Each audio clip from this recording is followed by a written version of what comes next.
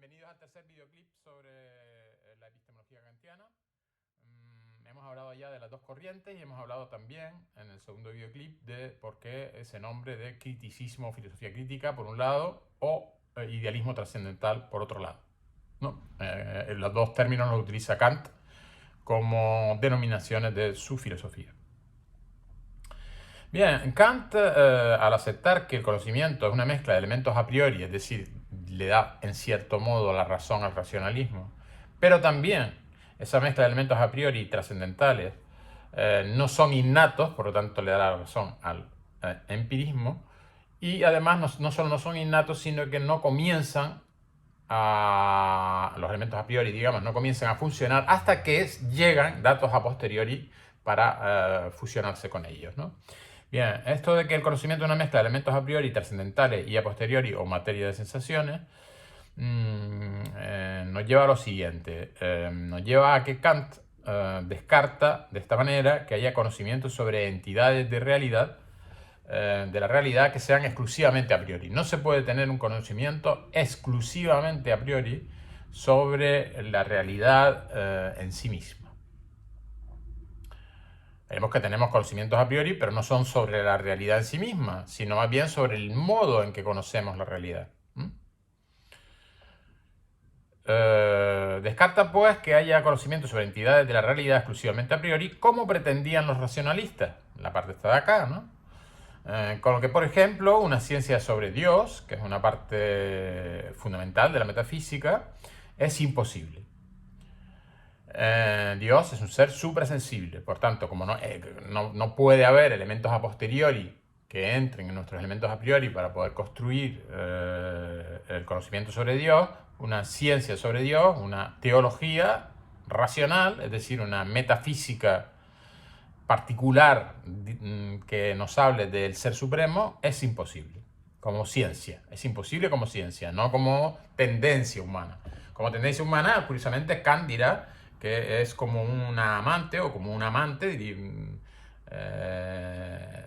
con el que se ha tenido una desavenencia, es decir, una discusión. Uno vuelve siempre, uno tiene tendencia a volver con el amante a pesar de haber tenido una discusión o una desavenencia incluso grave. En este caso, pues digamos que las desavenencias con la metafísica son muy graves porque ha caído la metafísica aristotélica y están ahora encima, en el intento de reconstrucción, en discusión los racionalistas con los empiristas, de una discusión parece irresoluble y perpetua y parecen como dos posturas completamente opuestas. Bien. Kant, pues, dice que no puedes tener una ciencia sobre Dios porque no hay ahí elementos a posteriori. Y además está llena cuando se intenta hacer, está llena de falacias que él describe. Falacia significa razonamientos inválidos. Siempre tienen algún tipo de trampa, un poco de ambigüedad en un término, o en fin, la utilización de razonamientos no del todo sólidos. Bien, como decíamos entonces, esta mezcla de elementos a priori y a posteriori, trascendentales y sensaciones, permite sin embargo que el conocimiento no sea solamente el resultado de una mera pasividad del sujeto, que recibe datos a posteriori de la experiencia, como sugerían los empiristas, y como si se fueran grabando en una página en blanco que tenemos en la cabeza. No solamente el sujeto es un ser completamente catatónico, quieto, que va a recibir esas informaciones del exterior. Eso lo pensaban tanto los empiristas, que dicen que son informaciones a posteriori, como los racionalistas también, que dicen que tenemos ciertas ideas ya en el interior, innatas, pero que además sobre esas ideas innatas también se van grabando conocimientos a posteriori.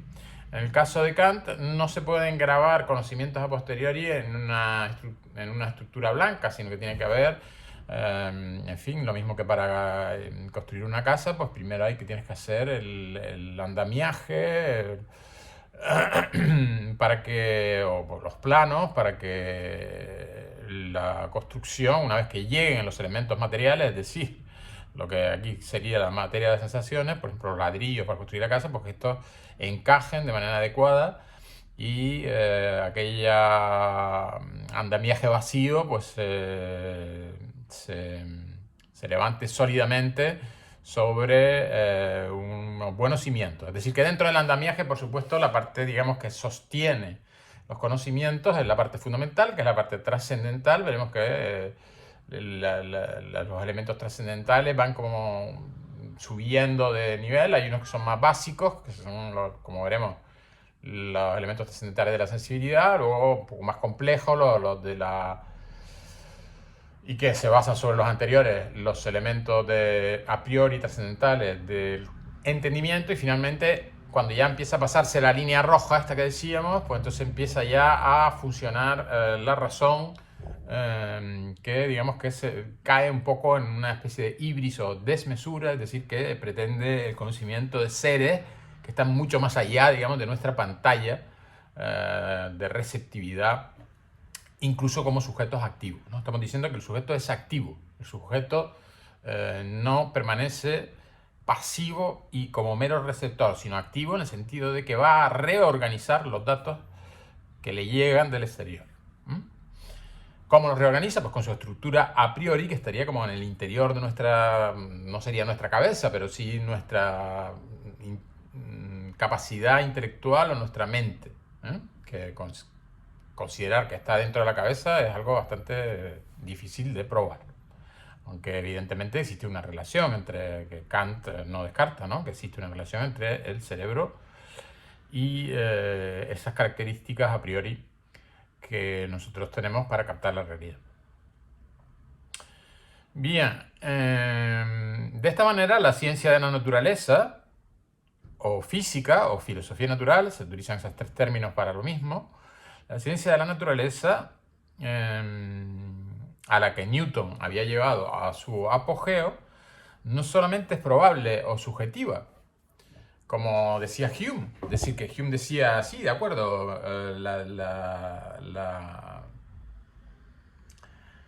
la muy british teoría del universo que ha elaborado Isaac Newton es fiable, es muy probable, pero no podía establecer que esa teoría fuera... no podía demostrar que esa teoría fuera segura, universal, necesaria, es decir, válida y que no nos fuera a traicionar en el futuro.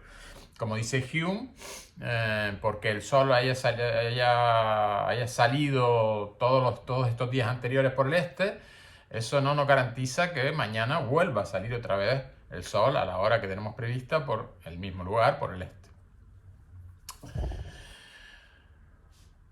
Bien, así que Kant quiere demostrar que la ciencia de la naturaleza a la que Newton había llevado su apogeo no solo es probable y subjetiva, sino universal y necesaria, por tanto objetiva, en cierto modo. Veremos por qué digo en cierto modo.